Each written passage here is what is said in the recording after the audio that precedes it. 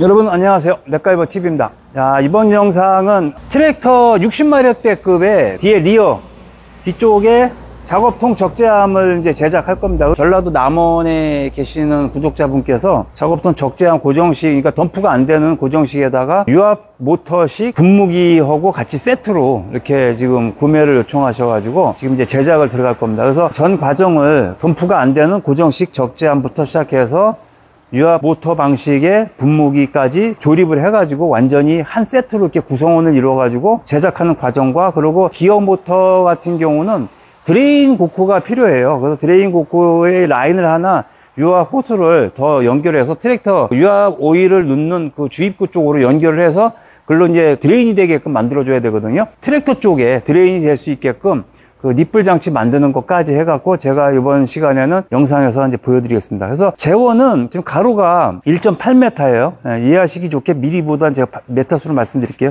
가로가 1.8m에다가 깊이, 뒤에서 봤을 때 깊이가 1.2m. 그리고 전면 난간대, 3점 링크가 연결이 되는 전면 난간대 높이는 1m. 그리고 양쪽 좌우 뒤에 적재함 사이드 난간 높이는 60cm. 이렇게 해가지고 적재함을 이제 제작을 할 겁니다. 자, 그리고 이제 적재함을 요번에 이거 만들고 나서 이제 보급형 형식으로 좀 저렴하게 그 덤프가 되는 적재함도 제작 들어갈 거고요. 그리고 이번에 적재함을 만들 때 존바타갖고 하나만 자꾸 이렇게 만들게 되면은 좀 이게 인력적인 손실을 좀 봐요, 사실은.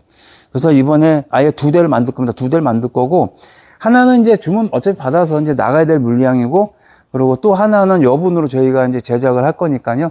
영상 보시고 이제 나도 저게 하나 꼭 필요한데 라고 생각이 드시는 분 있으시면은 언제든 연락 주세요. 그러면은 이제 한 대 여분으로 만든 거 판매를 하겠습니다. 자, 그러면 일단은 제가 소재를 먼저 제가 사용하고 있는 덤프 적재함 같은 경우는 덤프 기능이 있으면서 덤프 용량 때문에 각재의 파이프들을 티수를 좀 많이 두껍게 썼어요. 그러다 보니까 튼튼해서 좋긴 좋은데 마력수가 작은 그 트랙터들이 장착하고 다니기에는 조금 요만큼 좀 부담스러울 수 있을 거예요. 그래서 사이즈도 조금 줄이면서 파이프 각재 티수도 한 1mm 정도 1mm 정도 줄일 겁니다. 줄여서 이번에 제작 들어갈 겁니다. 해서 그 전체적인 무게를 좀 줄일 거고, 대신에 적재함 철판은 다 3mm 철판 3T짜리 쓸 겁니다. 왜냐하면 이틀 쓰면 가볍긴 한데 이 중요한 거는 적재함 철판이 부식이 되거나 하면은 그게 사가가지고 나중에 이제 뭐 부식돼서 구멍이 난다던가 그러면 이제 거의 수명이 끝났다고 봐야 되거든요. 그 수명을 좀 더 연장하기 위해서는 이왕 어차피 제작하는 거 철판 두께는 약간 좀 두껍게 해주는 게 오랜 기간 동안 쓸 수 있기 때문에 철판 두께는 3T 소재를 이제 사용할 겁니다. 자, 그러면 지금부터 일단 뼈대 프레임을 먼저 제작할 거고요. 지금 먼저 뼈대 프레임을 전면에 세로로 서 있는 난간대를 먼저 프레임을 태그 작업을 하고, 그 다음에 바닥 채거를 태그 작업한 다음에 그걸 다시 이제 결합을 해서 니은자 모양으로 결합을 해서 태그 작업을 할 겁니다. 그렇게 하고 난간대 파이프들을 이제 추가로 더 태그 작업에 용접을 하고, 그리고 최종적으로 이제 골조가 다 끝나고 나면은 이제 철판을 샤링 절곡을 해가지고 적재한 바닥과 벽체를 이제 다 씌워주는 방식으로 하고, 그리고 전면에 하브링크 브라켓, 그리고 상브링크 브라켓, 그것을 이제 프레임 자체를 이렇게 파이프로 쓰게 되면 그쪽 부분이 약하기 때문에 6T 철판을 갖다가 샤링 절곡을 해서 용접을 해 붙인 다음에 브라켓을 거기다 이제 용접을 해줄 겁니다. 자, 그럼 일단은 전면 난간대부터 작업을 실시하겠습니다.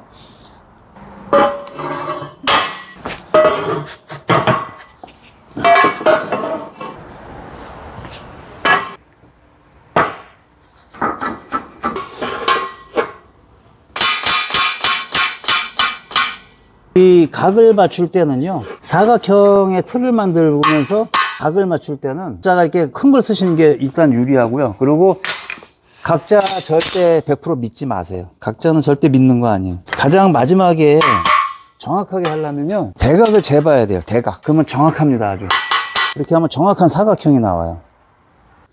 대각 길이가 일치하고 똑같아야 돼요. 그러면은 정확하게 맞는 사각형이 나와요. 여기서 1mm 오차도 없게 만들면은 2060. 지금 2mm가 이쪽이 짧아요. 2mm가 짧다는 얘기는 정확히 안 맞는 거예요, 지금. 그럼 짧으면 맞춰야겠죠? 그러면 이쪽이 기니까 긴 쪽을 좀 짧게 해줘야 돼요. 그럼 건축물을 지을 때도 빔 같은 거 설치할 때도 앙카 박을 때도 큰 면적도 저희가 다 대각을 봐요. 정확히 해요. 그러면은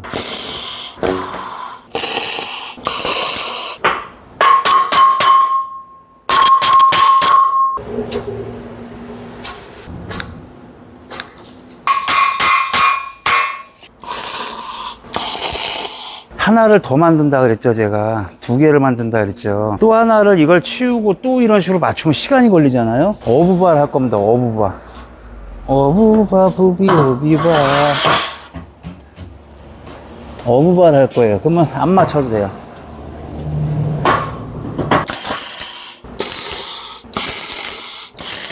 자, 전면 거는 이제 기본 틀이 이렇게 되고요. 여기가 이제 하단이고 저희가 상단인데 6T 철판으로, 이거 2배의 두께의 철판으로 이렇게 따로 대줄 거예요. 그래야 얘네들이 힘을 쓸 수 있어요. 적재를 많이 하더라도 내구성이 좋거든요. 파이프로 그냥 대는 것보다 배 이상 더 두꺼운 철판을 절곡을 해갖고 넣어주면 좋고요. 일단은 얘네들은 태그 작업만 끝난 상태니까 일단 용접을, 접합부 용접을 일단 먼저 할 거예요. 하고 나서 빼내고 바닥판도 이런 식으로 똑같은 방식으로 공정을 해가지고 태그 작업을 하겠습니다.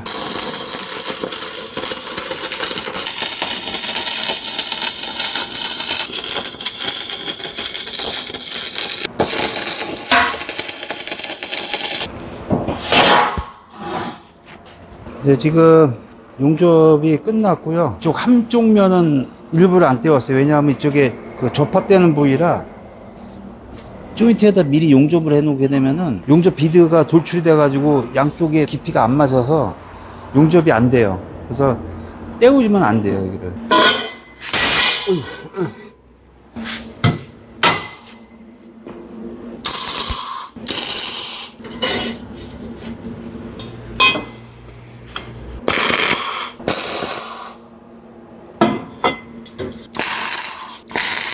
농약 분무기를 이쪽에 상단에다 브라켓 걸어서 설치할 거고요. 그리고 양쪽에 대신에 난간은 여기까지 600mm 올라오고요. 요 높이만큼.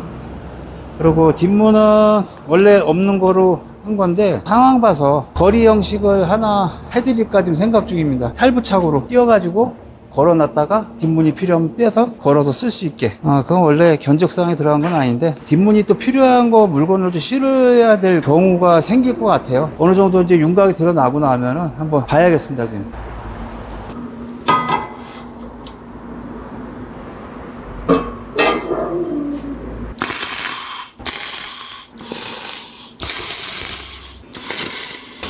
파이프 끝선에다가는 이렇게 캡을 용접해 줄게요. 캡을 먼지 같은 거 이물질 들어가지 않게 캡을 용접해 줄게요. 이렇게. 요것도 레이저로 가공해 온 거라 알가까지 맞춰서 딱 잘 맞아야지 예쁘게.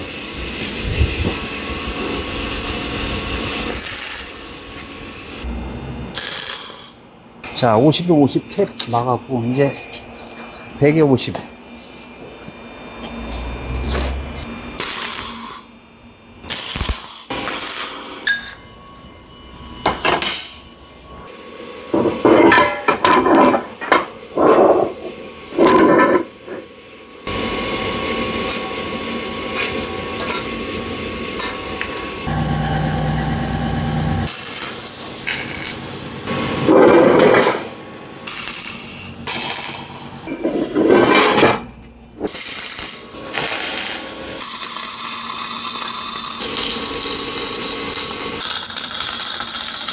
여기 중간에도 보강살을 한번 또 더 질러 줄 겁니다.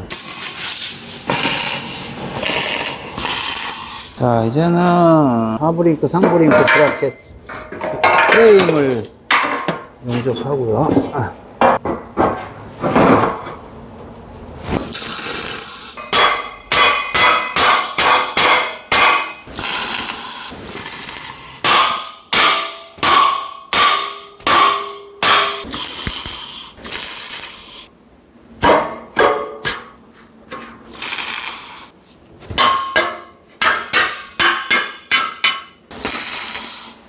자, 이제 뼈대가 될 수 있는 거는 다 이제 해줬습니다.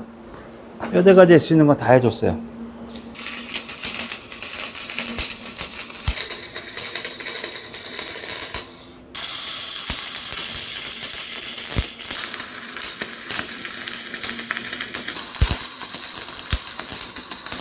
각 파이프 이렇게 뭔가 이렇게 제작을 하게 되면요, 떼울 곳이 이게 보기보다는 상당히 많아요. 굉장히 많아요. 그래서 시간이 많이 걸려요.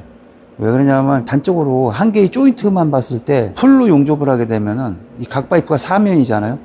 그럼 벌써 4면을 떼워야 돼. 하나, 둘, 셋, 4면. 요 하나에서만 4면.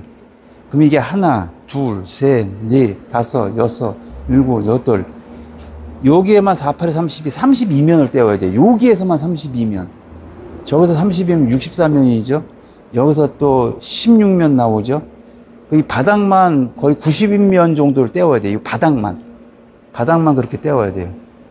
난간대 있죠. 전면 또 있죠. 한 140면 정도? 140면 정도를 떼워야 돼요. 이 별게 눈으로 봤을 땐 이거 뭐 떼울 것도 별로 없고 그냥 용접 몇 방만 찍찍찍 지지면 되지 하지만은 140면이에요. 그럼 140 곱하기 이게 50mm니까 140 곱하기 5 하면 총체적인 용접 길이가 나오죠. 굉장히 많아요. 그래서 망 같은 거를 이제 제작하고 만들 때 그냥 눈으로 봤을 때 그냥 망인데 뭐 파이프 몇 개 그냥 용접하고 그냥 철망 갖다 붙인 건데 이렇게 생각하지만 그렇지 않아요.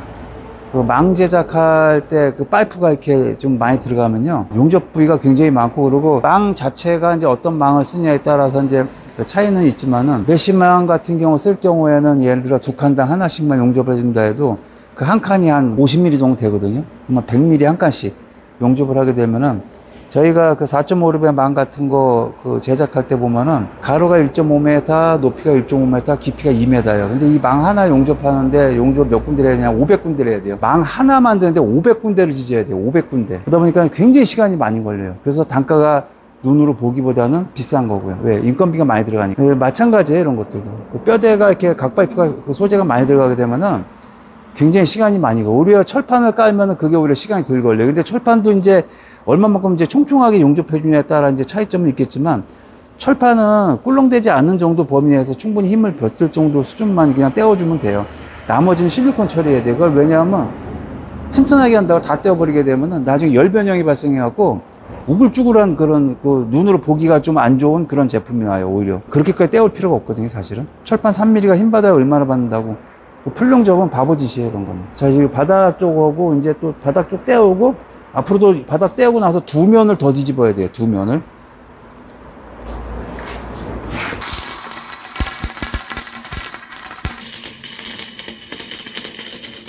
네, 이렇게 해서 프레임 용접 다 끝났고요. 철판 샤링, 결곡, 치수에 맞춰서 해갖고 이제 철판을 한번 씌워 보겠습니다.